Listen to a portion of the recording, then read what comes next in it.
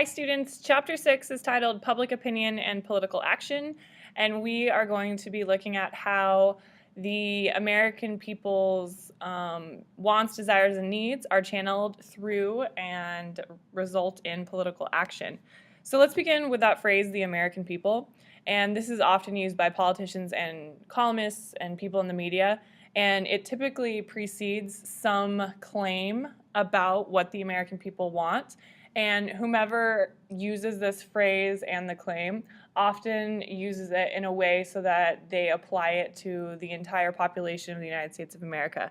However, as we see through the study of public opinion, there is a wide distribution of the population's beliefs about politics and policy issues. And because there are so many groups and a great variety of opinion in the United States, it is a very difficult task to determine exactly what it is that the American people want. Not to say that it would be easy to determine public opinion if we had a much more homogenous society, but in order for the American government to work efficiently and effectively, the diversity of the American public and its opinions must be faithfully channeled through the political process. And this actually starts through a little bit of scientific study of human populations, which is demography. And one of the biggest pieces of demographic action is through the census. The Constitution actually requires that the government conduct an actual enumeration every 10 years. And the first census took place back in 1790. And the most recent one was in 2010, and obviously our next one will be in 2020. And it's actually really interesting. So the U.S. Census Bureau sent out 134 mailers, there we go, to all of the different residential mailing addresses in the United States.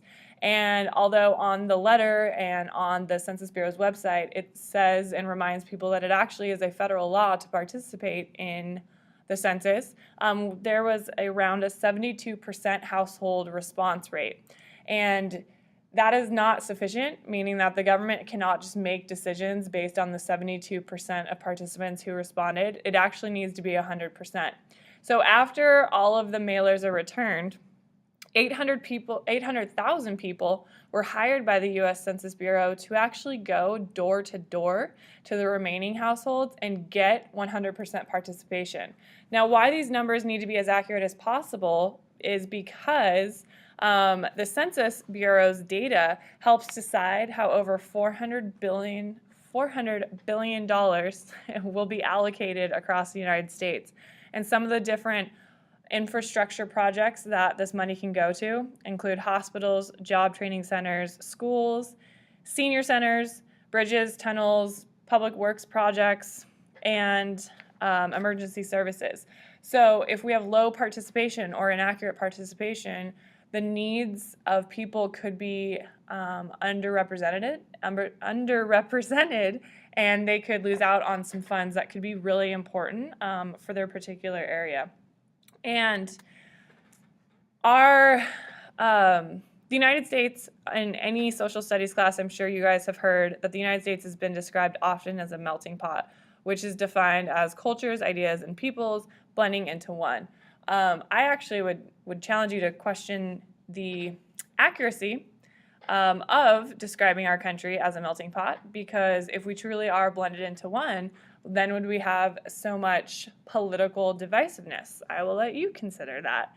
And a melting pot was essentially first used to describe our country because, as John F. Kennedy once described the United States, we are a nation of nations, meaning that 12% of our current population actually are immigrants.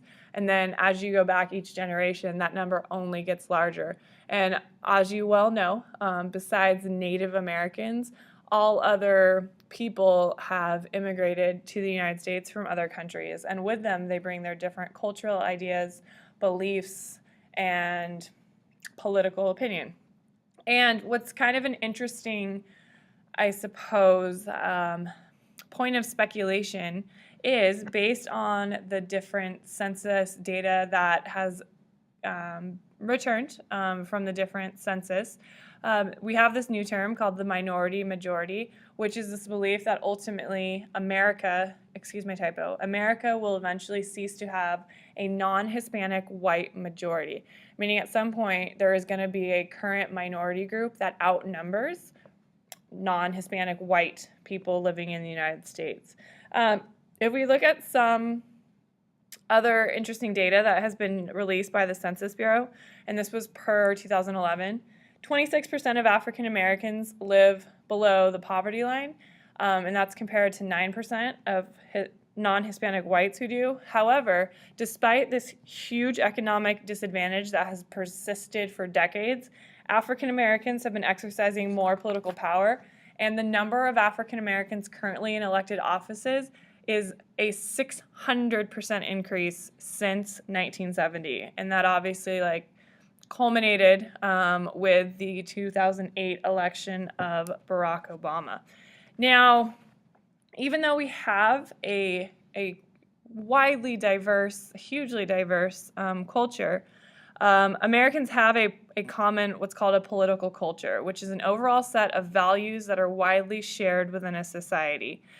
For example, there is much agreement across ethnic groups about such basic American values, like the principle of treating all equally. For the stars and stripes, may freedom forever fly. Let it ring. Salute the ones who died, the ones that give their lives so we don't have to sacrifice all the things we love.